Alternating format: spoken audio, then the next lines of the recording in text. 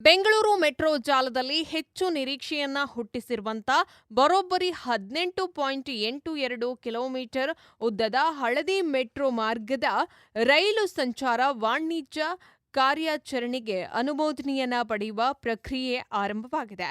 ಅದರ ಪ್ರಾಥಮಿಕ ಹಂತವೇನೆಂಬುದನ್ನ ಮೆಟ್ರೋ ರೈಲು ಸುರಕ್ಷತಾ ಆಯುಕ್ತರು ಮತ್ತು ತಂಡದಿಂದ ತಪಾಸಣೆ ಕೂಡ ನಡೀತಾ ಇದೆ. ಇನ್ನು ರೈಲ್ವೆ ಸುರಕ್ಷತಾ ಆಯುಕ್ತರು ತಮ್ಮ ತಂಡವು ಹಳದಿ ಮಾರ್ಗದಲ್ಲಿ ಸೋಮವಾರ ಫೆಬ್ರವರಿ 24ರಂದು ಆರ್ವಿ ರಸ್ತೆ ಬೊಮ್ಮಸಂದ್ರ ನಿಲ್ದಾಣಗಳ ನಡುವೆ ಸಿಆರ್ಆರ್ಸಿನಿಂದ ಬಂದಿರುವಂತ ಡ್ರೈವರ್ಲೆಸ್ ಮೆಟ್ರೋ ರೈಲುಗಳ ತಪಾಸಣೆಯನ್ನ ನಡೆಸಿದ್ರು. ಈ ತಪಾಸಣೆ ಹೊಸ ರೂಲಿಂಗ್ ಸ್ಟಾಕ್ ರೈಲ್ವೆಗೆ ರೈಲ್ವೆ ಸಚಿವಾಲಯದ ಅನುಮೋದನೆಯನ್ನ ಪಡೆಯುವ ಮೊದಲ ಹೆಜ್ಜೆಯಾಗಿದೆ ಎಂದು ಬೆಂಗಳೂರು ಮೆಟ್ರೋ ರೈಲು ನಿಗಮ ಅಂದ್ರೆ ಬಿಎಂಆರ್ಸಿಎಲ್ ತಿಳಿಸಿದೆ. ರೂಲಿಂಗ್ ಸ್ಟಾಕ್ ರೈಲ್ವೆ ಮಂಡಳಿಯ ಅನುಮೋದನೆಯನ್ನ ಪಡೆದು ಈ ಮಾರ್ಗದ ಸಂಕೇತ ವ್ಯವಸ್ಥೆಯ ಪರೀಕ್ಷೆಗಳು ಪೂರ್ಣಗೊಳಿಸಬೇಕಿದೆ.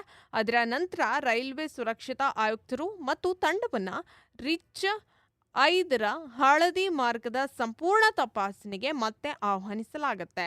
ಈ ತಪಾಸಣೆ ಯಶಸ್ವಿಯಾಗಿ ಮುಗಿದ ನಂತರ ಅನುಮೋದನೆಯನ್ನ ಪಡೆಯಲಾಗುವುದು. ಅದ ನಂತರ ಈ ಮಾರ್ಗವು ಸಾರ್ವಜನಿಕ ಕಾರ್ಯಾಚರಣೆಗೆ ತೆರೆಯಲಾಗುವುದು ಎಂದು ನಮ್ಮ ಮೆಟ್ರೋ ಅಧಿಕಾರಿಗಳು ಮಾಹಿತಿಯನ್ನ ನೀಡಿದ್ದಾರೆ.